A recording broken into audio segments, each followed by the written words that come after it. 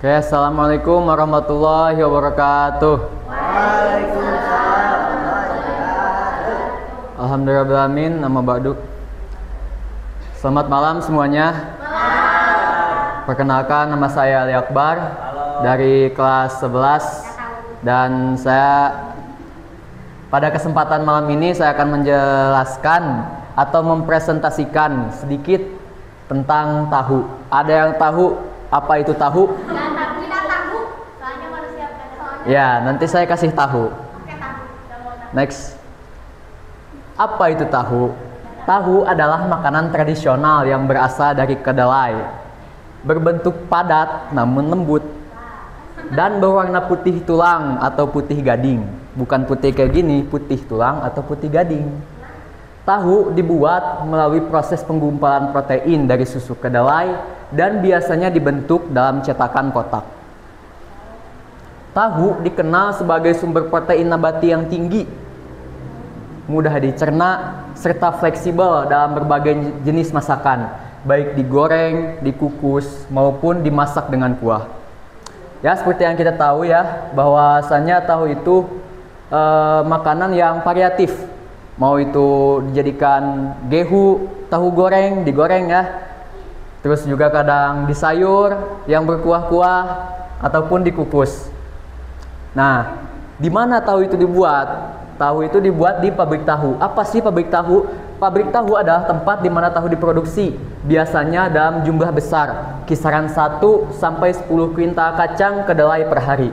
Dan dengan jenis tahu yang beragam, seperti tahu putih, tahu kuning, tahu goreng atau tahu coklat, tahu jambi, tahu jumbo, tahu pong, dan lain-lain. Kemudian tahu-tahu tersebut dikirimkan ke pasar untuk dijual atau melalui distributor untuk didistribusikan kepada konsumen sesuai kebutuhan. Nah, sedikit sejarah perkembangan tahu. Tahu pertama kali dikenal di Tiongkok sekitar 2000 tahun yang lalu. Lumayan lama juga ya, tahu ini udah ada. Nah, mengapa di Tiongkok? Ya, memang asalnya di Tiongkok, makanya ada jenis tahu yang namanya tahu Cina. Karena memang asal mulanya tahu itu autentiknya, originalnya itu ditemukan di Tiongkok. Menurut catatan sejarah, tahu ditemukan secara tidak sengaja oleh seorang bangsawan Tiongkok bernama Liu An pada dinasti Han sekitar tahun 164 sebelum Masehi. Dari Tiongkok, tahu menyebar ke Jepang dan negara-negara Asia lainnya, termasuk Indonesia. Melalui apa? Melalui perdagangan dan pengaruh budaya. Di Indonesia, tahu menjadi makanan rakyat yang populer dan tersebar luas. Bahkan, banyak daerah memiliki jenis tahu khas seperti tahu Sumedang, tahu Bandung, dan tahu Kediri. Nah, kemudian apa sih gizi-gizi atau zat-zat yang terkandung dalam tahu? Nah, tahu merupakan makanan bergizi yang cocok untuk semua kalangan, termasuk vegetarian. Jadi tahu itu murni dari tumbuhan ya, atau nabati, bukan hewani. Jadi apabila diantara para hadirin ada yang vegetarian atau menolak untuk memakan daging ya, tahu itu aman untuk dikonsumsi. Berikut ada beberapa kandungan gizi utama dalam tahu per 100 gram. Yang pertama yaitu energi 80 sampai 100 kilokalori. Yang kemudian yang kedua protein 8 sampai 10 gram, lemak 4 sampai 6 gram tergantung jenis tahu. Biasanya beda jenis tahu itu kadar lemaknya juga beda. Misalkan antara tahu putih dan tahu goreng. Kan tahu goreng mah digoreng dulu ya. Jadi kan ada campuran dari zat minyaknya juga. Jadi lemaknya juga otomatis lebih banyak daripada tahu putih. Kemudian karbohidrat 1 sampai 2 gram, kalsium 120 sampai 350 mg. Kemudian zat besi 1 sampai 2 mg. Kemudian vitamin B1, B2 dan B6. Dan yang terakhir isoflavon. Apa itu isoflavon? Isoflavon adalah senyawa fitokimia dari kedelai yang bermanfaat untuk kesehatan jantung dan hormon. Wah, banyak juga ya manfaat tahu. Ya. Tahu rendah kalori, bebas kolesterol, dan kaya akan antioksidan, sehingga sangat baik untuk kesehatan jantung, tulang, dan membantu mengontrol berat badan. Nah, kenapa tahu dapat membantu mengontrol berat badan? Karena rendahnya kalori dan protein yang tinggi. Bahkan di kalangan para bodybuilder atau binaraga ya, tahu itu udah jadi makanan sehari-hari buat mereka. Selain daging, daging kan protein hewaninya, protein hewaninya. Nah, protein nabatinya itu dari tahu dan tempe. Jadi udah lumrah para binaraga memakan tahu. Dan kemudian mari kita ulik bagaimana sih proses pembuatan tahu di pabrik. Nah, pabrik tahu mengolah kacang kedelai menjadi tahu dalam jumlah besar dengan proses higienis dan efisien. Berikut ada tahapan lengkap proses produksi tahu. Yang pertama, pemilihan dan pembersihan kedelai. Kedelai yang digunakan harus berkualitas baik, tidak berjamur, dan tidak berbau. Kedelai dicuci bersih untuk menghilangkan debu, kotoran, dan benda asing lainnya. Nah, ya proses yang pertama ini dipilih nih kedelai yang kualitasnya benar-benar bagus, tidak berbau, kemudian dicuci bersih untuk menghilangkan kotoran dan benda-benda yang asing. Yang kedua yaitu perendaman. Kedelai direndam dalam air selama 6-12 jam agar mengembang dan lunak. Proses ini juga memudahkan pengupasan kulit ari dan mempercepat proses penggilingan.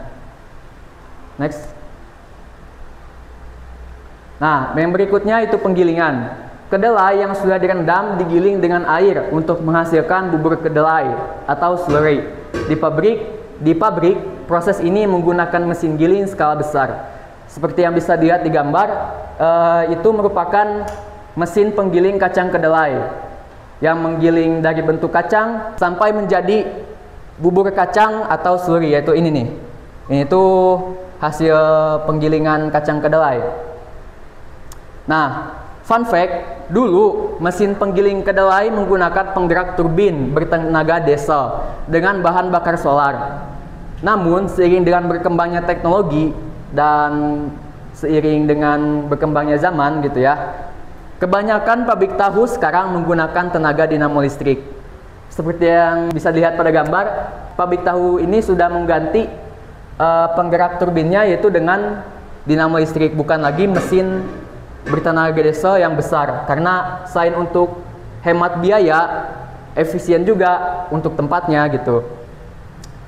Kecil dengan ramah lingkungan juga, kan dari listriknya tidak menimbulkan polusi. Next. Selanjutnya pemasakan bubur kedelai.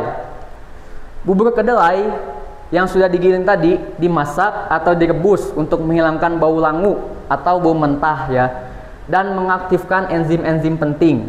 Proses ini juga membunuh bakteri dan mikroorganisme. Seperti bisa dilihat di gambar, itu merupakan proses perebusan bubur kedelai ya. Next. Dan selanjutnya penyaringan atau filtrasi.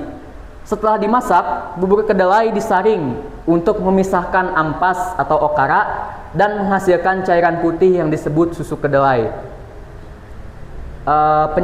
Proses penyaringan ini kalau di bahasa Sunda itu disebut ngagodog kacang.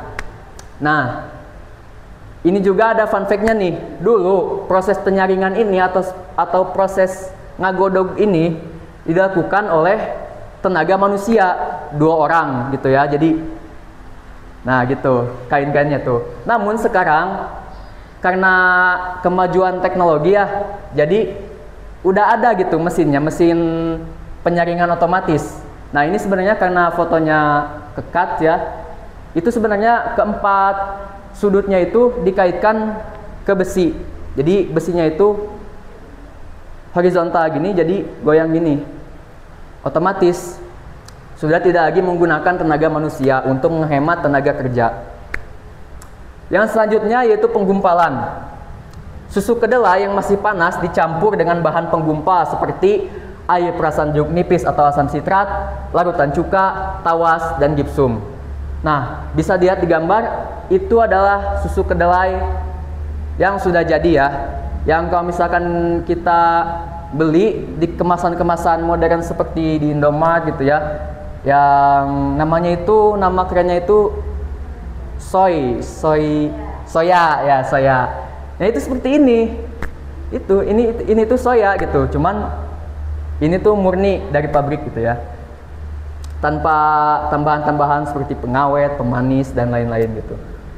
Campuran ini diaduk perlahan hingga menggumpal, membentuk endapan protein yang disebut curd. Next. Kemudian tahap selanjutnya yaitu pencetakan. Curd yang telah terbentuk dituangkan ke dalam cetakan khusus yang dilapisi kain kasa. Seperti yang bisa dilihat di gambar yang besar, itu merupakan susu kedelai atau curd yang telah tergumpal yang sudah dimasukkan ke cetakan dan dilapisi dengan kain kasa. Proses pengepresan dilakukan untuk membuang sisa air dan membentuk tahu dengan tekstur yang diinginkan. Nah, bisa dilihat di sini, ini ada cetakan tahu. Jadi curd-nya ini dituangkan ke cetakan ini, kemudian dipres. Jadi biasanya satu kali mencetak itu bisa 10 sampai 15 tumpukan cetakan untuk mengepres. Lanjut. Kemudian selanjutnya pemotongan dan pendinginan. Tahu yang sudah padat dipotong-potong sesuai ukuran, lalu direndam dalam air dingin agar lebih kuat, segar, dan tahan lebih lama. Nah, ini adalah bisa dilihat di gambar itu, ada tahu yang sudah jadi, yang sudah dipotong-potong. Nah, pada proses inilah tahu terpecah menjadi beberapa jenis. Tahu putih dan kuning biasanya dipotong kotak-kotak atau berbentuk seperti kubus. Sedangkan tahu goreng biasanya dipotong segitiga. Nah, yang ada pada gambar adalah tahu goreng yang akan digoreng. Dan bahkan ada juga tahu yang berbentuk bulat. Ya, kita semua udah tahu ya, tahu bulat gitu. Next. Tahap selanjutnya yaitu pengemasan dan distribusi. Tahu yang sudah dikemas dalam plastik atau tahu yang sudah jadi dikemas dalam plastik atau wadah tertutup. Lalu didistribusikan ke pasar, toko, atau pelanggan dalam kondisi segar. Ini merupakan suasana pabrik tahu ya. Next. Nah, berikut adalah beberapa jenis tahu pada umumnya yang biasa beredar di pasaran. Gambar pertama dari sebelah kiri yaitu tahu kotak. Bentuk tahu kotak adalah jenis tahu putih, tahu kuning, dan tahu pong. Kemudian gambar yang kedua dari kiri adalah tahu segitiga. Disebut juga tahu goreng atau tahu coklat. Kemudian gambar ketiga yaitu tahu jambi. Sama aja berbentuk kotak, cuma di atasnya terdapat tambahan tahu menyerupai kubah. Jadi kotaknya itu atasnya itu enggak flat gitu ya, ada kayak lengkung-lengkungnya gitu. Itu disebut tahu jambi. Berbeda dengan tahu kotak yang bentuknya kotak. Sama tapi beda tapi sama. Next. Oke, sampai sini barangkali ada yang mau ditanyakan seputar tahu. Sekarang jadi tahu tentang tahu karena Kakak Ali sudah memberitahu. Ya, berikut adalah beberapa gambar seputar tahu ya. Nah, tadi masih ingat gak pada salah satu proses pembuatan tahu ada proses penyaringan. Nah, penyaringan itu kan disaring ya, jadi si susu kedelainya itu turun ke bawah, berarti menghasilkan hampas. Nah, itu ditunjukkan di gambar paling kiri ya, itu tuh ampas tahu. Nah, apabila kalian penasaran kemana sih perginya ampas tahu, kan gak kepake gitu ya, gak jadi tahu. Nah, ampas tahu bisa didistribusikan kembali ke pabrik oncom untuk dibuat menjadi oncom merah. Oncom juga terbagi menjadi dua bagian, for your information ya. Oncom juga terbagi menjadi dua bagian, ada oncom merah, ada oncom hitam. Kalau oncom hitam seperti tahu dibuatnya langsung dari kedelai. Nah, kalau oncom merah dibuatnya dari ampas tahu.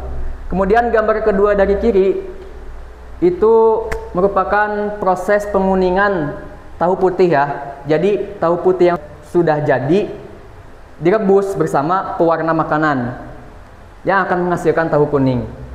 Kemudian gambar ketiga yang ini itu adalah salah satu media untuk membuat tahu yang biasanya disebut tahang. Nah, medianya itu kayak gini. Kemudian ya ini pabrik tahu juga ya, si Amang lagi kerja. Nah, kesimpulannya, pabrik tahu merupakan tempat produksi yang memegang peranan penting dalam menyediakan makanan bergizi dengan harga yang terjangkau. Menggunakan bahan utama berupa kacang kedelai yang kaya akan manfaat, proses pembuatan tahu tidak hanya sederhana, tetapi juga menyimpan nilai sejarah dan ekonomi yang besar bagi masyarakat Indonesia. Tahu terus menjadi pilihan makanan sehat yang disukai dari masa ke masa. Next. Ya, mungkin itu yang dapat saya sampaikan seputar tahu ya. Mudah-mudahan para hadirin menjadi tahu bagaimana proses pembuatan tahu. Next. Terima kasih atas perhatiannya. Mohon maaf apabila ada kesalahan atau kekurangan dalam pengucapan kata. Wabillahi taufiq wa hidayah wa inna wa inaya wa faminkum. Assalamualaikum warahmatullahi wabarakatuh.